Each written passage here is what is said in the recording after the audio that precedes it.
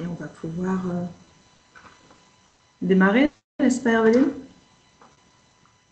Bonjour à tous. Alors, je vais lancer l'enregistrement et on est ravis de vous retrouver. Bienvenue à tous. Et pour laisser aux uns et aux autres le temps d'arriver, de se connecter, on voulait démarrer par une petite question qui s'adresse à vous tous participants, qui va apparaître également dans la conversation. Et vous allez pouvoir répondre voilà, dans la boîte de la conversation. Quand on vous dit santé mentale, à quoi pensez-vous en premier? Je te laisse, voilà, vous voyez, Herveline a activé un petit sondage.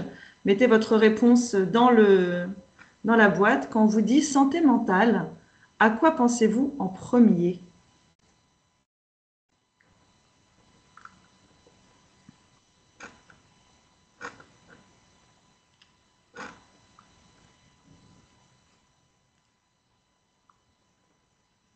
On a déjà 31 réponses. On attend encore un petit peu avant d'afficher. Alors, vous pouvez effectivement répondre dans le chat comme certains l'ont fait, mais si, et merci pour tous ces éléments-là, si vous pouvez répondre un peu plus haut dans la boîte de, de sondage de Teams, c'est un peu plus haut, c'est Herveline qui l'a posté. Je ne sais pas si on peut l'épingler, je regarde ça. Oui, on peut l'épingler. Je l'épingle, peut-être que vous allez voir plus facilement. Voilà, on a 92 réponses. Peut-être on peut commencer à afficher, Herveline, on a 300 participants et une centaine de réponses. On va voir un petit peu qu'est-ce qui ressort. À quoi vous pensez en premier quand on vous dit santé mentale? Est-ce que tu peux nous partager? Voilà, là, je viens de te partager. Ça bouge encore, hein. Je ne sais pas si vous voyez les résultats. Être, dépression, être, hein. Souffrance, stress, équilibre, RPS, dépression.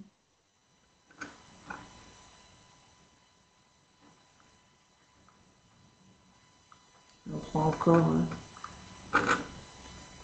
Moi, est-ce que tout le monde voit le nuage de mots? Oui.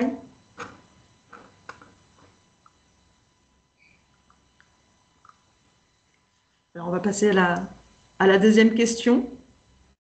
Et la deuxième question qu'on veut vous poser, tu peux peut-être l'activer, Herveline, c'est est-ce que vous parlez déjà santé mentale dans votre entreprise? Donc là, c'est binaire, hein. On a mis oui ou non. Peut-être qu'il y a des entre-deux, mais voilà. Est-ce que vous, vous pensez que vous parlez déjà santé mentale dans votre entreprise? On aimerait bien voir un petit peu là les participants, où vous en êtes, où en sont votre entreprise sur le sujet. Et donc, de la même manière, hop, continuer à nourrir le nuage de mots dans le chat. Et à la deuxième question qui s'affiche quand vous parlez, est-ce que vous parlez déjà santé mentale dans votre entreprise? Voilà, majoritairement, 74%. Donc, on a 171 réponses pour le moment. Vous parlez déjà santé mentale. Ouais, dans le chat, il y a beaucoup non, alors il y en a aussi qui ne voient pas voilà, les réponses, mais ok, trois quarts quand même qui abordent déjà, c'est plutôt une bonne nouvelle. Alors certains ne voient pas le nuage de mots, alors j'avoue que je ne le voyais pas non plus. Peut-être que tu peux juste, Hermine, partager ton écran Oui. pour être sûr que tout le monde voit du coup les résultats des deux sondages. Voilà, que vous voyez un petit peu, Ah, alors, hop, voilà, pour ceux qui auraient normalement, vous allez, des soucis avec Teams, vous devez le voir apparaître, c'est le en train nuage de mots. c'est en train de s'afficher. Super. Donc, je vais afficher les résultats de chaque côté. Voilà.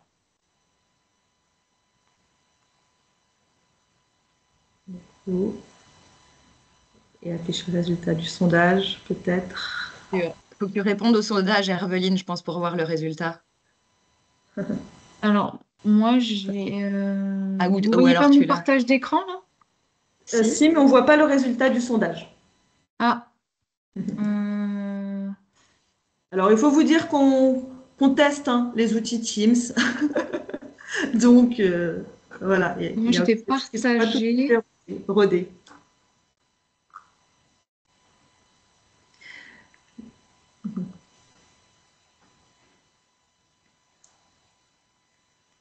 Bon, l'essentiel, c'est que, voilà, à peu près aux trois quarts, vous parlez déjà santé mentale dans votre entreprise et on voit que les mots qui ressortent, effectivement, beaucoup dépression, souffrance, charge mentale. Eh bien, Valine, je pense que tu peux arrêter le partage d'écran et puis je vais te laisser introduire, démarrer vraiment ce rendez-vous d'ActiveBox.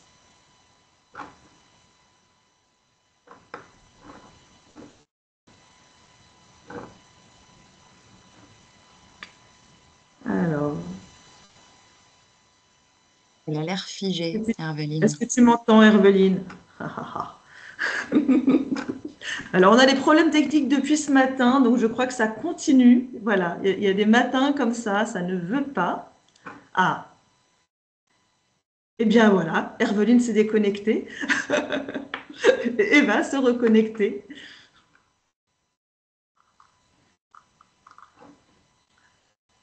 Alors, en attendant qu'elle se reconnecte, ben, je vous dis bienvenue à tous. On est en format webinaire, donc effectivement, on ne voit pas vos visages, on ne vous entend pas, mais n'hésitez pas à commenter dans le chat.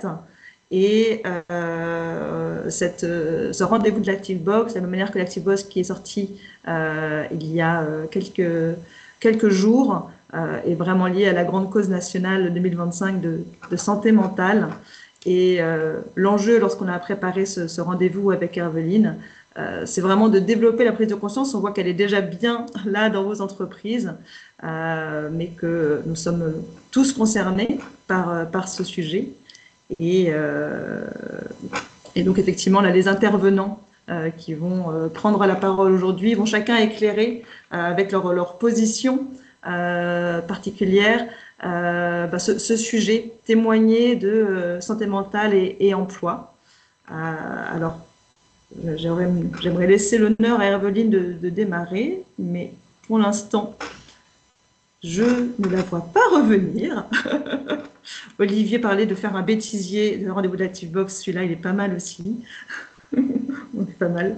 Je propose, on va démarrer le petit temps de tour de table. On a donc avec nous, je reprends les noms pour pas les déformer. Nous avons Claire Leroy Atala, nous avons Marlène Colombin, Olivier Roblin et Felipe Moraes.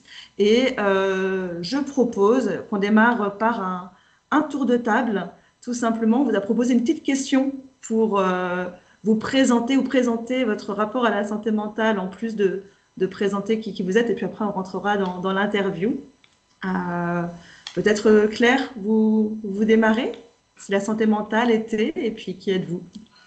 Oui, alors moi, si je devais choisir, alors j'ai choisi un animal et j'ai choisi une licorne parce que je trouve que ce sujet-là, ça fait 20 ans que je travaille dessus et c'est un peu comme les licornes, c'est-à-dire que j'ai l'impression que pendant longtemps, je me suis dit, est-ce que c'est un sujet qui existe bien? Tellement il était invisibilisé dans le monde du travail. Alors que moi, il y a 20 ans, j'ai rencontré durant ma thèse des personnes qui avaient traversé des troubles psychiques parfois sévères et très handicapants et qui étaient comme vous et moi au travail, épanouis dans leur vie et qui jonglaient avec leurs besoins, qui avaient leur stratégie d'adaptation. Et aujourd'hui, je me dis, mais ça y est, euh, la quête de la licorne, où on se demande si c'est vrai ou pas, elle devient bien réelle. C'est un sujet dont on est en train de s'emparer. Et c'est vrai que moi, je suis très heureuse d'être là ce matin avec vous, d'avoir participé à l'ActiveBox avec Herveline et son équipe, parce que je vois les changements. Moi, je suis sociologue des organisations. Ça fait 20 ans que j'interviens en conseil, en formation et en accompagnement des entreprises, notamment sur ce sujet-là. et je vois de vraies évolutions sur la compréhension du sujet. Et donc, voilà, je suis très heureuse de rencontrer enfin cette licorne. Merci beaucoup, Claire. Marlène, je vous pose la même question. Qui êtes-vous? Et si la santé mentale était, trois petits points. Bonjour à toutes et tous. Donc merci beaucoup de me laisser intervenir à vos côtés. Donc Marlène Colombin, je suis en charge du handicap chez Clarins. Clarins, c'est une entreprise de cosmétiques. Moi, je me suis arrêtée dans le mail sur et si la santé mentale était un plat. Et je me suis dit que ce serait des spaghettis à la carbonara. Parce que c'est quelque chose dans lequel on peut mettre plein de trucs. Chacun y va de ses ingrédients. C'est pas très clair pour tout le monde sur ce qu'on met là-dedans. On sait que ça peut être bon. On sait que ça peut être très très bon. Voilà, il faut arriver à le construire ensemble, à décider d'une recette commune pour faire quelque chose de joli et de bon, et on peut y arriver. C'est pas insoluble, mais voilà, souvent on tourne trop facilement la fourchette dans les carbos avant qu'elle soit finie, et ça fait quelque chose de pas très intelligible pour tout le monde, et notamment en entreprise. Merci beaucoup, Marlène. Je passe la parole à Olivier et Philippe. Olivier, peut-être, si la santé mentale était trois petits points, et puis qui êtes-vous? Ça marche, Maud. Ben oui, et donc Olivier Roblin, moi je suis le directeur du Clubhouse Paris. On est ravis d'être avec vous. On vient témoigner en tant qu'acteur de terrain et notamment de ce qu'on a pu faire avec Felipe qui est à côté de moi et Marlène. Écoutez, moi j'étais dans le RER ce matin. Ce qui m'est venu, c'est Ouessant. Effectivement, rien à voir avec le RER B à Paris en heure de pointe. Mais c'est Ouessant avec des paysages, pour ceux qui connaissent, qui peuvent être très apaisants, très apaisés et parfois très tourmentés aussi. Donc finalement, un même endroit qui va pouvoir connaître des couleurs, des émotions très différentes, mais un même endroit et un endroit aussi dont il faut prendre soin. Voilà ce qui m'est venu ce matin pour ma part. Philippe, est-ce que tu as... Oui. Bonjour à tous. Alors moi j'ai pensé à une personne, c'est Nicolas Demorand, qui a écrit un livre très récemment. Et j'ai pensé à lui parce que bon, il a une santé mentale, enfin des soucis de santé mentale. Et malgré tout, ça n'empêche pas de travailler, d'avoir beaucoup de responsabilités et d'équilibrer tout ça. Voilà. Oh. Merci. Et peut-être est-ce que vous pouvez vous présenter en... Alors Philippe, donc je suis membre du Clubhouse depuis 2023. Je préciserai après pourquoi je suis venu. En tout cas, je suis là parce que j'ai fait notamment une immersion chez Clarins et c'est dans ce sens-là que je vais plutôt intervenir.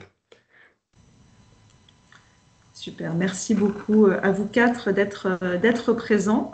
Et on va démarrer ce temps avec, on revient vers vous, Claire. Est-ce que vous pouvez nous dire qu'est-ce que la santé mentale? Voilà, reprendre un petit peu les bases de ce que c'est. On a vu plein de mots apparaître dans le nuage de mots. Voilà, comment vous raisonnez avec ça et comment vous le définirez?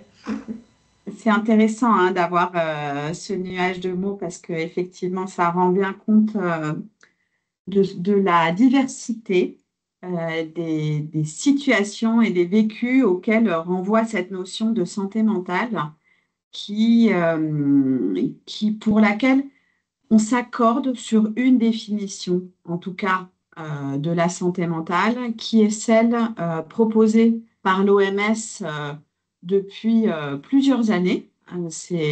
On la découvre un peu en France, mais cette définition partagée, elle est assez ancienne parce que depuis les années 2000, l'OMS nous dit on a tous une santé mentale.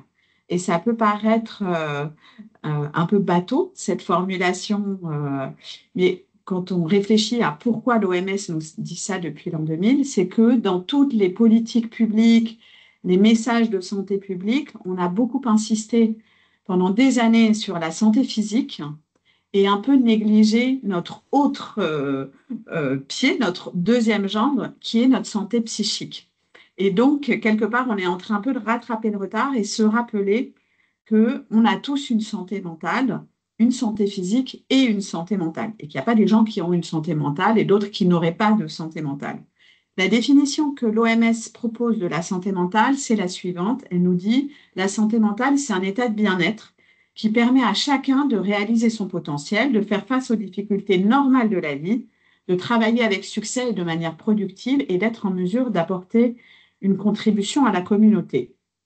Cette définition, elle peut être critiquée par son côté peut-être un peu flou et puis d'injonction à être dans un monde de productivité. Moi, ce que je trouve intéressant dans cette définition-là, c'est qu'elle nous dit quoi? C'est que déjà, la santé mentale, ce n'est pas une notion médicale. Vous voyez, c'est des termes qui sont accessibles pour tout le monde et on peut tous se l'approprier et elle nous renvoie à notre condition d'être humain et de citoyen, pardon. Et d'ailleurs, dans le nuage de mots, le mot qui apparaissait le plus grand, c'était être.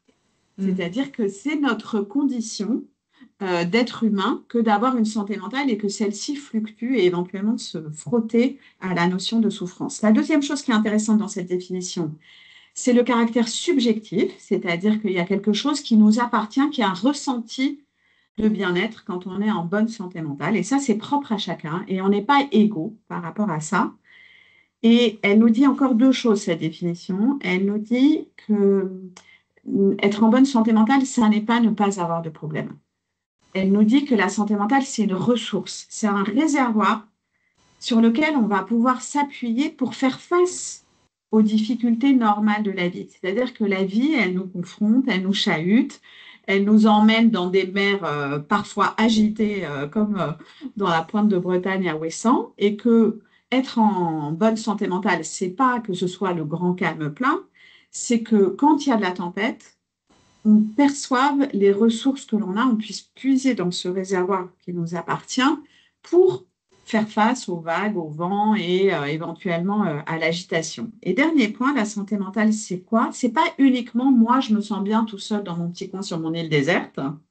C'est être dans la société, c'est être dans la communauté, c'est être dans le monde. Donc, c'est être en relation et avoir le sentiment qu'on a une place, un rôle à jouer. Et c'est pour ça que cette notion de participer à la vie, à la productivité, moi, je le vois en tout cas sous l'angle de me sentir contribuer à une communauté, une œuvre collective. Peut-être ce qu'on peut juste, si j'ai encore une minute, Maud, compléter, c'est sur le fait que, par définition, notre santé mentale, elle fluctue en permanence. On n'est pas sur une ligne droite qui serait haute pour ceux qui sont en bonne santé mentale et basse pour ceux qui sont en mauvaise santé mentale. Et ça, c'est une très bonne nouvelle pour nous tous. Ça veut dire qu'on fait tous l'expérience d'avoir une santé qui est protégée et qui fonctionne bien, et puis des moments où cette santé mentale, elle peut se dégrader pour de multiples raisons. Et quand elle se dégrade, eh ben, on va descendre plus ou moins bas selon nos histoires de vie, selon nos héritages, selon les événements auxquels on fait face et nos histoires personnelles. Et donc, cette santé mentale, ça veut dire quoi? Ça veut dire qu'on fait tous l'expérience de la souffrance, de la détresse, de la difficulté, que par contre, on ne plonge pas tous et pas tous durablement. Et c'est là où se posent vraiment les questions de comment on accompagne quand ça dure, quand ça se manifeste de manière plus intense, et où là, on a besoin d'aide. Et ce n'est pas toujours le cas. On peut avoir un coup de blues, un passage à vide, et on n'a pas toujours besoin d'aide. Et la bonne nouvelle, c'est qu'elle remonte cette santé mentale et qu'on peut avoir des troubles psychiques, des maladies diagnostiquées et être en bonne santé mentale, c'est-à-dire avoir les ressources pour faire face aux difficultés que l'on va rencontrer et se ressentir dans un état de bien-être, quand bien même on aurait vécu des difficultés psychiques parfois sévères et qu'on aurait besoin de continuer à se soigner par ailleurs. Merci Claire pour voilà, ce panorama de ce qu'il y a à la santé mentale. Peut-être juste quelques chiffres pour se rendre compte de ce que ça représente en France. Oui. Alors, les chiffres, on en a entendu parler pas mal avec la grande cause des chiffres. Vous avez certainement entendu un chiffre qui est 1 personne sur 4, 1 personne sur 5 dans la population active est concernée par des troubles psychiques. Donc, ce chiffre-là, on s'accorde quand même depuis quelques années à se dire que effectivement, il y a à peu près 13 millions de personnes dans la population active en France qui est concernée par des troubles psychiques, c'est-à-dire des troubles qui viennent interroger la capacité à mener son quotidien. On n'est pas en train de parler du petit coup de blues où vous vous dites là, j'ai une baisse de régime. On est en train de parler de situations où potentiellement, on a besoin d'aménager son quotidien, on a besoin d'aide et éventuellement on a besoin de soins en psychiatrie ou d'accompagnement psychologique. Sur des chiffres populationnels, ce qu'on a aujourd'hui, c'est qu'on estime qu'il y a entre à peu près 18% de la population qui présente un état dépressif. Donc là, plutôt à partir d'une grille d'analyse clinique. Donc c'est plus objectivé, ce n'est pas du ressenti. C'est plutôt. Et 26% de la population qui présente un état anxio-dépressif. Donc là, on est sur des chiffres qui augmentent pas mal depuis le Covid, qui atteignent 40% chez les jeunes à peu près. Après, j'attire votre attention sur la précaution à avoir sur tous ces chiffres. En ce moment, il y a une espèce d'inflation un peu avec la grande cause pour faire prendre conscience que c'est un sujet. C'est aussi des chiffres qu'on n'avait pas auparavant. On n'interrogeait pas les personnes là-dessus ou bien elles n'osaient pas en parler. Aujourd'hui, c'est plus le cas. Donc, on en parle plus. Donc, il y a une augmentation, mais c'est aussi qu'on en parle plus facilement et que c'est un peu plus partagé. Et je voudrais partager un chiffre dans le monde du travail, moi, qui m'a beaucoup interpellée. C'est 85% des salariés interrogés dans une enquête disent qu'ils souhaiteraient pouvoir parler avec leur manager de santé mentale. Et ça, c'est quelque chose qui a énormément changé. C'est-à-dire que là, il y a un désir des salariés, des professionnels dans le monde du travail de pouvoir adresser ce sujet-là dans leur relation. Et ce n'est pas avec les collègues, c'est avec le manager. Donc, d'adresser ce sujet-là dans la relation managériale. Alors, ça fait bien le lien, notre fil rouge qui est santé mentale et emploi. Et peut-être, avant de passer la parole aux intervenants dans l'entreprise, peut-être un mot sur ce rapport entre santé mentale et emploi. On entend beaucoup le rapport négatif des burn-out, etc. Mais est-ce qu'il y a aussi une autre relation entre santé mentale et oui. emploi? Effectivement, on a souvent réduit ce lien-là à l'idée que le travail était dangereux, était pathogène, était facteur de risque, ce qui est une réalité. Il peut l'être. Il peut l'être pour diverses raisons, pour des situations de harcèlement, pour des situations de stress chronique, de surcharge de travail, pour plein de raisons, comme notre environnement peut être facteur de risque. Être dans une famille avec des parents maltraitants, avoir été victime d'agression. Voilà, tout ça sont des facteurs de risque. Donc, le travail, comme n'importe quel environnement, il peut être facteur de risque, mais il est aussi facteur de rétablissement parce que le travail, c'est un lieu avec lequel on reconnecte avec nos compétences, nos savoirs, notre valeur, un sentiment d'utilité. Donc déjà, on se reconstruit une confiance en soi, une estime de soi, parce qu'on fait l'expérience, et je pense qu'on en parlera avec Olivier et Philippe, on fait l'expérience de ses compétences, de sa valeur et de la contribution qu'on apporte aussi à un collectif. Et puis, le travail, c'est un lieu de socialisation, c'est un lieu de lien social. Or, une des plus grandes difficultés quand on a des troubles psychiques, c'est des enjeux d'isolement. Et le travail, ça aide à organiser sa journée, à s'inscrire dans un rythme de la société, à structurer le temps, qui est aussi un sujet parfois quand on a des troubles psychiques. Et puis, le travail, ça apporte de l'argent. Il ne faut pas oublier ça. C'est-à-dire que vivre avec les aides sociales, c'est pas évident. Donc, c'est aussi facteur de rémunération. Merci beaucoup, Claire. Olivier, je me tourne vers toi, parce qu'on se connaît. Est-ce que tu peux nous présenter le Clubhouse? Oui, merci Maud. Oui, alors on ne pouvait pas rêver meilleure transition parce qu'effectivement, ce que Clubhouse va proposer, c'est une passerelle, un espace d'entraînement pour réinvestir aussi toute cette dimension positive et ces enjeux positifs qu'il y a dans la sphère professionnelle, qu'il y a dans la sphère de l'activité au sens large, tel que le décrit Claire, et qu'effectivement, le travail, accéder à un travail, se remettre en activité, effectivement, contribue au rétablissement et faire en sorte qu'à un moment donné, mon identité ne se résume pas à la maladie. Et qu'effectivement, il y a aussi quelque chose qui se joue dans les interactions, dans l'estime de soi et dans une identité sociale. Donc nous, ce qu'on va proposer, donc Clubhouse, c'est un mouvement international, c'est une association en France qui a ouvert le premier Clubhouse à Paris en 2011. Aujourd'hui, on a 12 Clubhouse un peu partout en France et on pourra, dans l'onglet d'ailleurs, si besoin, partager la liste des 12 Clubhouse pour faciliter aussi les prises de rencontres et les interactions sur le terrain. Mais c'est à chaque fois un lieu qui va proposer, qui va être géré par un collectif de membres et de salariés. Donc chez nous, on ne parle pas de patients, c'est des personnes qui viennent dans une logique de volontaire et qui vont participer à la vie du lieu au sens large. C'est-à-dire, on va travailler ensemble, salariés et membres, autant dans les activités les plus quotidiennes, d'entretenir les locaux, de faire en sorte que tout le fonctionnement quotidien puisse être assuré, comme les projets les plus stratégiques.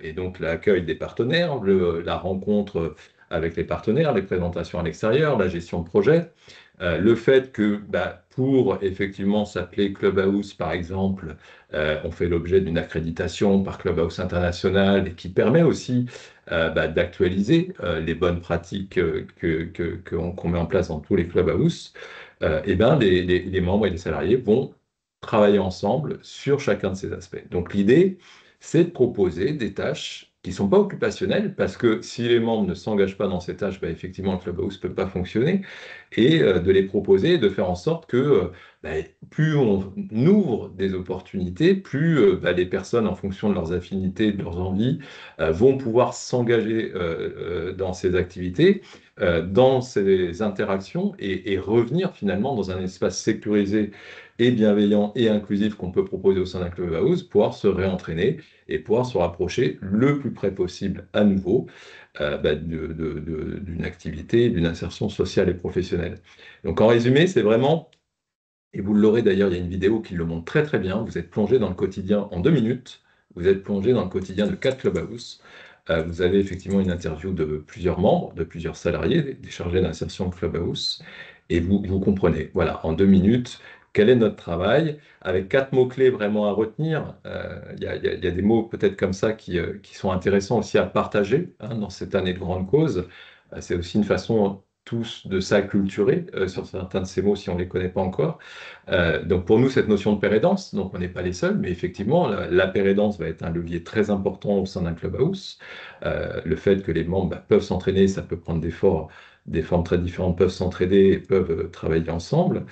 Le fait qu'il y ait un projet personnalisé aussi de rétablissement, c'est-à-dire que les chargés d'insertion au sein des Clubhouse vont travailler avec la personne pour fixer des objectifs et l'accompagner dans l'atteinte de ces objectifs, dans ce cheminement. La cogestion, le faire ensemble, qui fait que les membres et les salariés travaillent ensemble.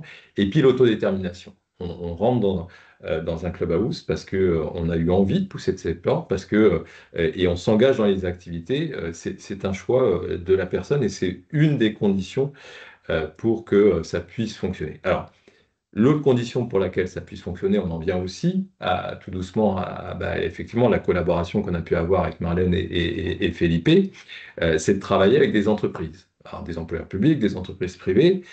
Et ce qu'on remarque cette année, c'est que oui, il y a une campagne de communication nationale qu'on vous invitera peut-être aussi dans l'onglet à partager, qui est très importante et qui permet de s'outiller tous à chacun. Comme le disait Claire, on est potentiellement, on est tous concernés à un moment donné. Mais ce qu'on voit, nous, et je parle de l'Île-de-France et des employeurs privés et publics en Île-de-France, un engagement et un intérêt très fort, et je vois encore ce matin le nombre de participants, tout ça nous conforte dans cette conviction-là, Des entreprises veulent s'engager au-delà de dire, OK, il y a la semaine pour l'emploi et c'est super, la troisième semaine de novembre. On sent qu'il y a des entreprises qui s'engagent à plus long terme, qui s'engagent en réfléchissant à des actions à mettre ensemble. Ça devient un plan d'action et qui s'engagent vraiment dans le souci de travailler sur la prévention, de travailler sur la sensibilisation. Et de façon très concrète, qu'est-ce qu'on peut faire entre les clubhouse et les entreprises? Nous, on a des entreprises, par exemple, on travaille de façon très étroite avec la GFIP en Île-de-France. On a pu accueillir un atelier du réseau des référents handicap de la GFIP Île-de-France dans nos locaux. Et c'est l'occasion d'échanges, c'est l'occasion de partager des parcours, c'est l'occasion de partager aussi des représentations, des préjugés. Et j'aime bien souvent dire que des préjugés, il y en a du côté des entreprises, il y en a aussi du côté des personnes qui sont accompagnées, il y en a aussi du côté des professionnels, et que c'est le moment de rencontre, en fait, ils sont riches pour tout le monde. Alors, c'est des échanges, c'est des rencontres, c'est des entreprises. Par exemple, j'ai une mission handicap, un référent handicap qui va venir organiser un atelier pour expliquer ce qu'est la RQTH, comment on en parle en entreprise et répondre aux questions des membres. Ça peut être des actions de sensibilisation, et ça, effectivement, on peut travailler avec les entreprises pour ça. Et ça peut être, et c'est l'objet du jour, très concrètement, des duo-days, un jour un métier en action, des immersions facilitées, des visites de sites, tout ce qui va permettre des opérations de type Vie ma vie ou de découverte de métiers. Et ça, c'est un levier qui est très puissant et qui peut avoir l'air de rien, mais il est très puissant pour l'entreprise. Et ça, je laisserai Marlène évidemment en témoigner. Pour nous, les équipes en charge de l'accompagnement des membres et pour les membres. Et c'est un outil qui est très puissant qui permet parfois de faire de la sensibilisation et qui permet surtout de nourrir le projet aussi et la réflexion. Je parlais de projet personnalisé de rétablissement. Mais le mieux peut-être pour illustrer ce qu'est une immersion, ce serait de donner la parole à Marlène et Felipe. Oui, merci beaucoup Olivier. Effectivement, Felipe, ça nous intéresserait de connaître un petit peu comment vous avez entendu parler du Clubhouse et puis qu'est-ce que cela vous a apporté. Merci. Je vais faire un petit retour un peu sur mon histoire très rapide, hein. C'est surtout par rapport au travail. Donc j'ai 46 ans, j'ai travaillé environ 25 ans. Et en 2000, j'avais une petite entreprise de nettoyage avec des salariés. Et là, j'ai fait une grosse dépression. Je ne sais pas si c'est un burn-out ou une dépression. En tout cas, ça s'est terminé par une dépression sévère. Donc, il m'a obligé à me séparer de l'entreprise et ensuite être hospitalisé en hospitalisation complète, puis en hospitalisation, pardon, de jour. Et en fait, au bout d'un an, un an et demi de soins, ce que je recherchais, c'est revenir dans le marché de l'emploi, enfin retrouver une activité. Et du coup, j'ai entendu parler du Clubhouse, justement, qui permettait aux gens déjà d'échanger les uns avec les autres et puis d'accompagner les personnes vers l'emploi. Donc en arrivant, ce que j'ai trouvé, c'est que déjà dans l'activité, puisqu'on fait des activités ensemble pour gérer cette association, notamment on fait les repas, des choses comme ça. Et au tout début, juste faire des repas avec les autres, c'était des moments d'avoir des échanges un peu informels, pas forcément de raconter toute notre vie, mais bon, voilà, des petits échanges. Et pour moi, ça m'a fait déjà beaucoup de bien parce que j'étais assez seul, assez isolé et puis encore assez honteux de ce qui m'était arrivé. Et en fait, tout ça, ça s'est défait petit à petit en échangeant avec les autres. Voilà. Donc, cette acceptation déjà de ma vulnérabilité à ce moment-là. Euh, et puis ensuite, j'ai eu un accompagnement par un chargé d'insertion. Donc, j'ai tenté une première reconversion professionnelle comme gestionnaire de paye. Donc, j'ai fait une alternance pendant un an. Alors tout le côté scolaire, formation s'est très bien passé, mais en entreprise, bah, ça a été compliqué. Ça a été compliqué parce que voilà, j'ai des petits soucis d'attention. Donc, comme on était dans les chiffres, des choses très précises, bah, c'était un peu compliqué. Et puis voilà, dans l'échec, bah, j'ai eu tendance à me renfermer aussi. Voilà, et puis j'avais pas parlé de mes soucis de santé mentale à l'entreprise, ce qui a pu faire aussi beaucoup de quiproquos, on va dire. Donc je suis revenu dans le Clubhouse avec un nouveau projet. Donc l'idée c'était de revenir à mon premier métier. Enfin, j'avais fait une formation au tout début de ma vie professionnelle de graphiste. Et donc l'idée, c'était bah, de revenir à ce métier-là qui me passionnait et que je me sens de faire sans que mes petits soucis ne soient pas, ne m'empêchent pas de le faire. Voilà, donc c'est dans ce cadre-là que le Clubhouse organisait des immersions. Et donc, ce que je voulais, c'est savoir où en est le métier aujourd'hui et enfin comment se passaient les choses. Donc, j'ai fait une première immersion au mois de mai avec la CNAV. Donc, c'était avec un UX designer. Donc, c'est quelqu'un qui, comment dire, qui fait des recherches, des enquêtes, des tests pour rendre bah, des sites internet ou des applications les plus accessibles possibles. Donc, c'est un aspect euh, de, de, de la création. Et puis, donc, c'était un peu l'environnement digital, mais ensuite, je voulais connaître l'environnement plus de la création imprimée. Et donc, c'est là que j'ai pu rencontrer Marlène et que s'en est suivi une immersion de 2 jours. Voilà. Donc, c'était très, très bien pour moi. J'ai senti qu'il y avait une vraie organisation pour l'immersion.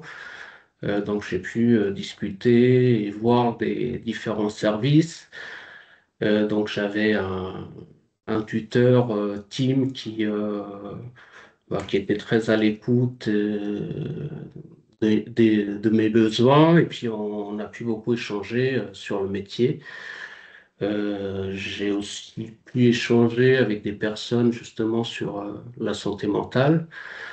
Euh, Bah, au final, ce que ces immersions m'ont apporté, c'est surtout bah, j'ai eu un retour positif sur ma présence, sur mon projet, etc. Donc ça m'a donné confiance. Euh, voilà, pour avancer et un peu plus d'estime de moi. Et du coup, bah, j'ai continué mon projet et aujourd'hui, je suis donc, à l'école Gobelin, donc sur une alternance, un apprentissage. Donc, je suis rentré à l'école le 15 septembre. Par contre, je suis toujours à la recherche d'une entreprise donc pour faire cette alternance. Le Voilà, message j'espère que je n'ai pas été est trop long. passé. Message passé ce matin.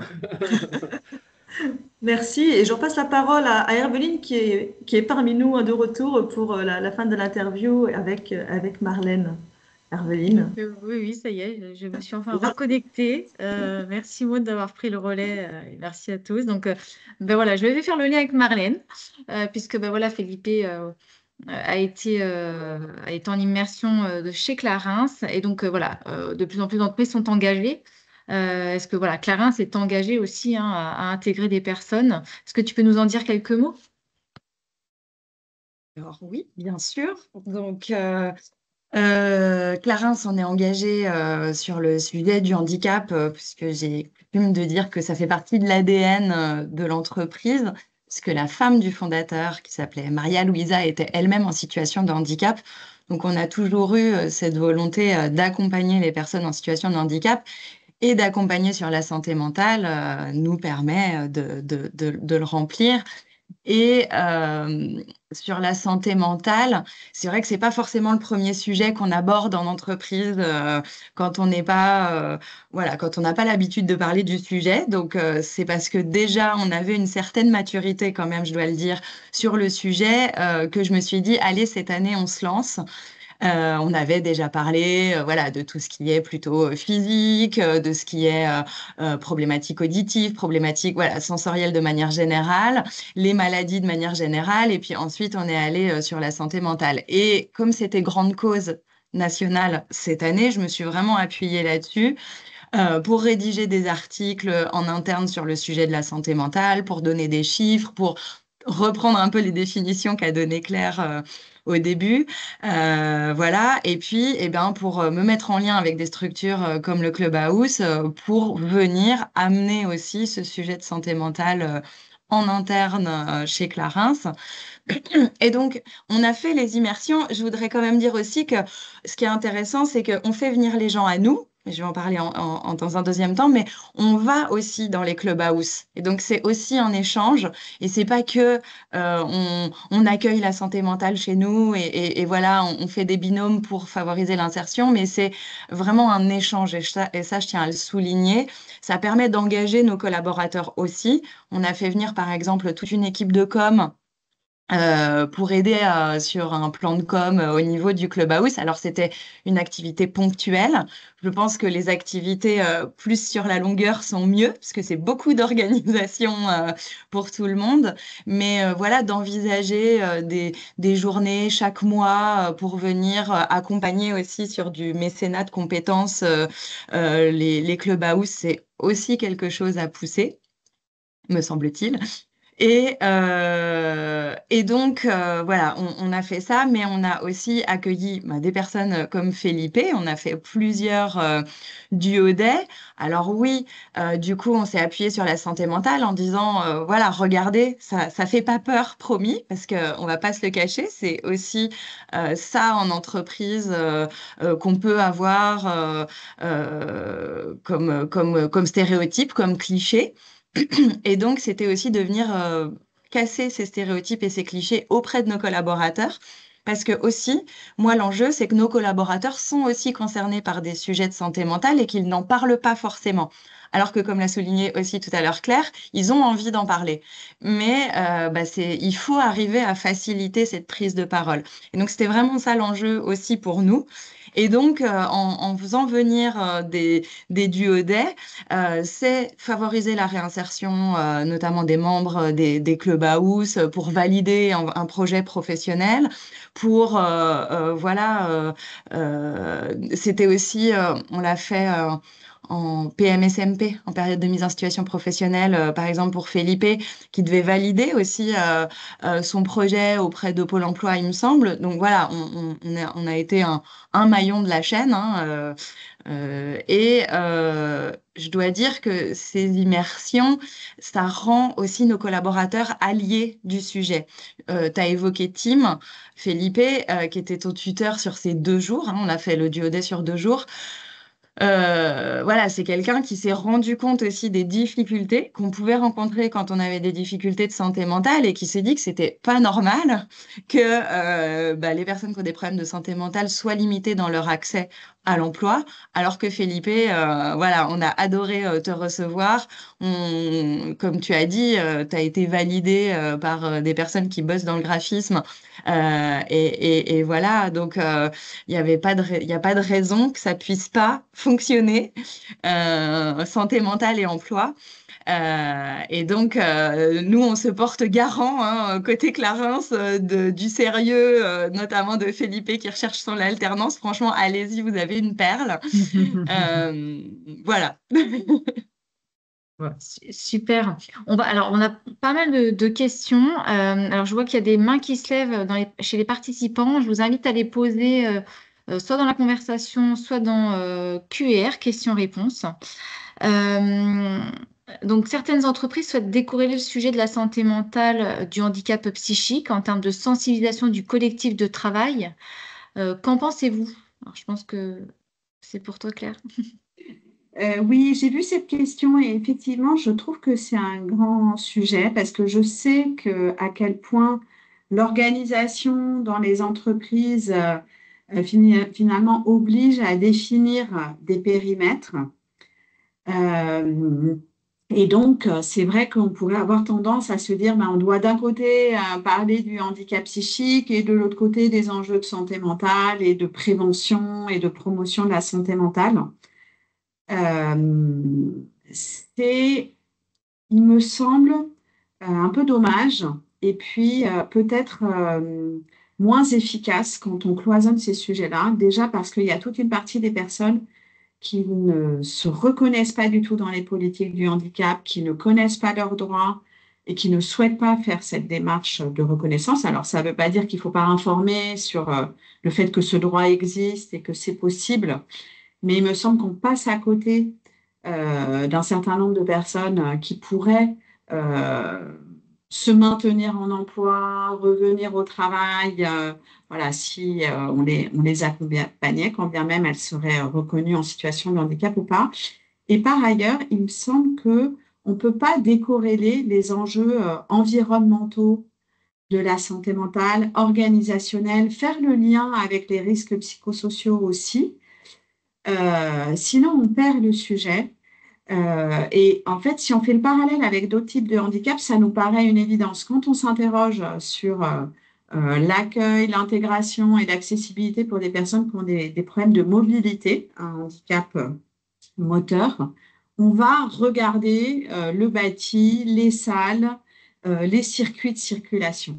Et bien pour la santé mentale, on est obligé d'aller regarder ce qui se passe dans l'organisation, quelle est la culture d'entreprise, où on en est par rapport à un niveau de sensibilité au sujet, comme l'évoquait Marlène, où on en est de la mesure de nos risques psychosociaux et qu'est-ce qu'on perçoit. Et donc, ça me paraît important, justement, peut-être de réconcilier ces deux dimensions-là et d'aborder aussi le sujet sous un angle de prévention, de protection, parce que la prévention, elle permet de protéger la santé mentale, mais elle est facteur de rétablissement aussi. C'est-à-dire qu'elle aide les personnes qui ont traversé des problèmes de santé mentale à pouvoir revenir au travail. Merci Claire. Olivier, pour petite question concernant le Clubhouse. Alors, est-ce qu'il y a un projet de Clubhouse en Grand Est? Et si on souhaite faire un duodé, alors je pense que c'était pour l'Île-de-France, comment ça se passe? On s'adresse directement au Clubhouse? Quelle démarche? Alors, j'ai essayé de répondre autant que possible sur Effectivement, il y a des interrogations sur les. Donc, vous avez la liste, quelqu'un a diffusé la liste des clubhouses existants. À ce stade, effectivement, dans les villes qui sont citées, à ma connaissance, en tout cas, il n'y a pas de projet en cours, et notamment en test.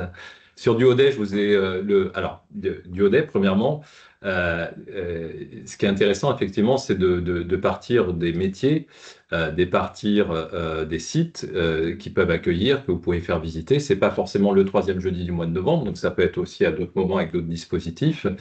Donc n'hésitez pas à nous faire parvenir, je vous ai envoyé l'adresse mail qui permet effectivement en Île-de-France, en tout cas, de faire parvenir vos propositions qu'on pourra relayer aux membres. Moi, je rebondis juste sur un point très rapide. C'est à la fois très simple et en même temps très compliqué par rapport à d'autres types de sujets. Pourquoi? Parce que les aménagements et les adaptations qui parfois sont nécessaires, parfois, eh ben, elles questionnent en fait les modes de management. Donc c'est super simple. Il suffit juste de bousculer deux, trois choses dans notre façon de manager et de faire vivre nos organisations. Et en même temps, bah, c'est justement ça qui, dans certaines entreprises, peut poser problème.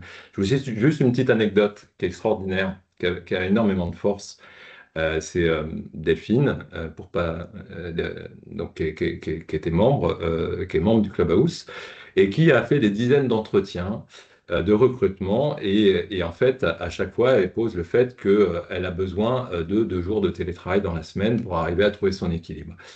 Et encore aujourd'hui, il y a eu énormément de réponses où on lui dit, mais écoute, d'abord tu feras tes preuves en présentiel, et puis quand c'est OK, effectivement, il n'y a pas de problème, il y aura du temps partiel.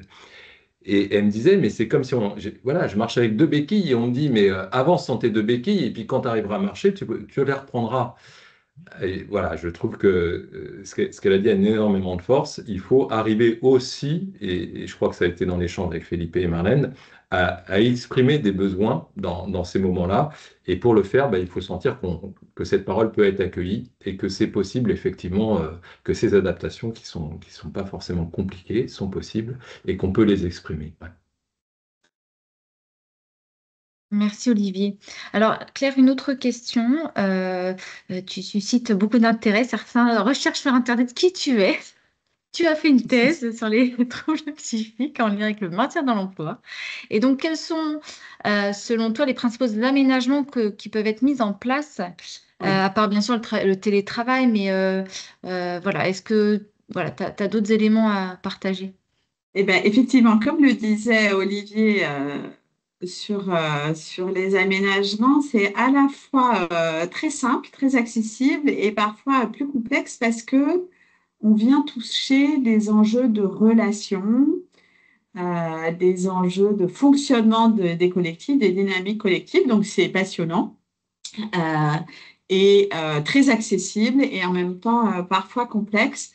Ce qui est certain, c'est que tout ce qui touche aux aménagements dans le champ de la santé mentale euh, concerne des leviers de droit commun de la vie ordinaire de l'entreprise. Et ça, c'est une particularité. C'est-à-dire que pour d'autres types de handicap, on va avoir besoin de l'expertise d'un ergonome, de spécialisé dans certaines technologies.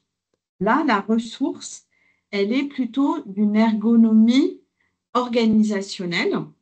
Donc, on est plutôt sur un champ de compétences qui est du côté des RH et des questions managériales. Donc, déjà, ça, il faut clarifier ce sujet-là et pouvoir se dire, ça va être de cet ordre-là que ça va se jouer. Et donc, aussi dans l'invisibilité de ce que ça représente. Donc, il y a vraiment des enjeux de communication. Ces histoires de télétravail, c'est un bon exemple. Pourquoi on n'arrive pas à se dire la personne arrive avec ses 2 jours de télétravail parce que on a en permanence peur de se dire mais tout le monde veut ces 2 jours de télétravail. Tout le monde aimerait pouvoir décaler ses horaires du matin pour pas être dans la foule du RER ou du métro. Et en fait, on a besoin de communiquer sur un besoin qui n'est pas du même ordre de celui du confort que l'on va tous aller rechercher dans notre vie quotidienne. Ce que montrent les études, c'est que ce qui est le plus facteur favorable à l'accès en emploi et au maintien en emploi durable pour des personnes qui ont des troubles psychiques, c'est tout ce qui va toucher au rythme de travail, c'est-à-dire qu'on voit que un des grands besoins, c'est parfois d'être en temps partiel. Et c'est un vrai levier de retour au travail après un arrêt de longue maladie. Parce qu'en fait, l'impact en termes de handicap des troubles psychiques, un des gros impacts, en tout cas, c'est la fatigue. C'est-à-dire qu'il y a une fatigue qu'on se représente à nouveau pour d'autres types de handicap, qu'on ne se représente pas du tout dans le champ de la santé mentale. C'est extrêmement fatigant, les stratégies de compensation, les stratégies d'adaptation, les effets secondaires des médicaments. Voilà, tout ça génère de la fatigue. Et donc, c'est vrai que le temps partiel, parfois thérapeutique, parfois pas durablement, mais à un moment, c'est un des leviers le plus fort. Il y a tout ce qui concerne la souplesse horaire. Donc, c'est le fait de pouvoir déplacer éventuellement ses heures de travail ou éventuellement justement de dire, ben voilà, là, il y a un matin où je sens que j'aurais besoin de télétravailler plutôt que de faire 40 minutes de transport. Ça, c'est un levier très fort qui est difficile à mettre en place en entreprise, non pas pour des raisons techniques, mais pour des questions d'équité. Donc, il y a besoin de communiquer quand on met en place ces aménagements-là. Et ensuite, c'est ce qu'on appelle la proximité managériale. Donc, c'est ce qu'évoquait Olivier. C'est le sentiment de percevoir du soutien de la part de son manager en cas de besoin. Et que, comme le disait Olivier, ce soit possible de dire là, je suis en difficulté, là, j'ai besoin d'aide, là, je n'ai pas compris. Donc, ce n'est pas forcément un manager gentil en permanence présent, c'est un manager que l'on perçoit comme étant soutien et en capacité de me faire des feedbacks sur le travail que je suis en train de mener. En fait, c'est un manager vers qui je peux me tourner. C'est un super manager qu'on aimerait tous avoir. Alors, on arrive au terme de ce webinaire. Alors, on n'aura pas répondu à toutes vos questions, mais voilà, je peux laisser aussi peut-être Claire et Olivier, Marlène, Vivi répondre dans le chat si vous avez des questions et vous souhaitez y apporter des réponses. Mais on va finir par un petit tour de table, que chacun de nos intervenants puisse nous dire le message important avec lequel vous souhaitez que les référents repartent aujourd'hui. Très court, hein, 30 secondes. C'est le message important. Alors, Effectivement. pour rebondir sur ce que vient de dire Claire, en effet, avoir la possibilité de dire aux managers, mais c'est aussi que les managers, et quelqu'un vient de le dire dans le chat, soient accompagnés là-dessus. Et donc, par exemple, sur cette fatigue, la fatigue n'est pas forcément toujours bien comprise. C'est une fatigue cognitive, c'est-à-dire que j'ai des problèmes de concentration, j'ai des problèmes de mémoire, enfin, je sais pas, je peux être un peu plus irritable, etc. Et ça, c'est pas des choses bien comprises et c'est des choses qu'il faut vraiment venir expliquer. Donc moi, ce que je fais, c'est que je me mets en lien avec la personne qui est concernée chez nous et je lui demande si je peux intervenir auprès de son manager, avec ou sans la personne, parce que ça dépend vraiment de la personne, et de pouvoir vraiment expliquer concrètement les impacts auprès du manager pour qu'il y ait cette compréhension, parce que c'est du cas par cas, c'est de l'individuel et ça se traite dans la dentelle. Voilà. Merci. Peut-être Claire? Alors, 30 secondes. j'enchaîne. Moi, le message fort, je me dis, c'est de ne pas oublier que le premier expert de la situation, c'est la personne concernée. Et que donc, la première chose à faire, c'est d'ouvrir le dialogue avec elle et de lui permettre d'exprimer à la fois ses besoins, ce qu'elle propose, ce qui l'aide à travailler, ce qui va être favorable à son maintien d'emploi. Je vois trop souvent des entreprises qui, quelquefois, essayent de bien faire, mobilisent du monde, du temps et oublient finalement de s'adresser à la personne et de s'appuyer sur ses ressources à elle et de se donner le temps aussi de se dire que parfois on a besoin d'essayer quelque chose pour savoir si c'est la bonne solution. Merci beaucoup, Claire. Olivier, Felipe. Philippe? Oui. Euh, alors, moi, ce que j'aimerais, je ne sais pas si vous pouvez faire ça à votre niveau, mais ça serait de sensibiliser les RH justement aux questions de santé mentale, parce que j'ai l'impression que souvent ça fait peur, justement, quand on demande des aménagements ou qu'on parle juste de dépression ou de choses comme ça. Euh, Ça fait peur et ça crée des doutes. Et du coup, les RH, j'ai l'impression, ils veulent pas trop prendre de risques. Et du coup, voilà, ça serait une sensibilisation et peut-être trouver des parcours qui pourraient rassurer, comme une PMSMP, enfin voilà, des immersions qui pourraient rassurer les recruteurs et les entreprises. Hmm. Et moi, je terminerai par juste l'idée qu'on n'arrête pas tout ça le 31 décembre 2025. Et j'invite vraiment chacun à continuer. Il y a des choses qui se transforment durablement dans les entreprises et les organisations. On continue ensemble et ça ne s'arrête pas le 31 décembre. Eh ben, merci beaucoup aussi voilà, vous deux.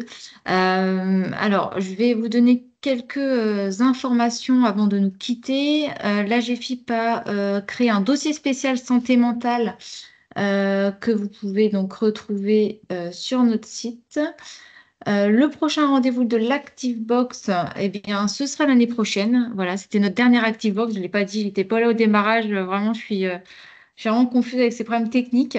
Mais voilà, on se retrouvera en 2026 pour les prochains rendez-vous de l'ActiveBox. Bien évidemment, vous pouvez télécharger l'ActiveBox Santé Mentale sur le site Activateur de Progrès ou sur RRH Connect pour les entreprises qui sont membres. Le prochain instant du RRH, vous savez, la GFIP organise des instants du RRH aura lieu le 15 octobre après-midi, qui aura pour thématique la prévention des risques liés à l'usure professionnelle, en lien avec la prévention de la désinsertion professionnelle. Et puis, nous aurons un calendrier de l'Avent, ce fameux calendrier de l'Avent qui sera proposé du 2 au 15 décembre. Voilà. Eh bien, écoutez, merci beaucoup à tous. Merci aux intervenants vraiment pour avoir accepté de témoigner, de participer à ce webinaire aujourd'hui. C'était voilà. Alors, il y aura un replay. D'ailleurs, je vais le revoir parce que du coup, j'ai loupé une bonne partie. Je vais m'intéresser aussi. Donc voilà, donc il y aura bien un replay. Je le mets en ligne dès que possible et je pense que je vais même le partager sur les réseaux sociaux parce que c'était très très riche. D'ailleurs, vous êtes beaucoup à le partager sur la richesse de ces échanges aujourd'hui. Donc merci encore à tous et Merci bonne à journée. vous. Merci, Merci beaucoup à nos Merci. intervenants. Merci à tous. Bonne journée. Merci, Merci au revoir. beaucoup. À très vite. Au revoir. Au revoir.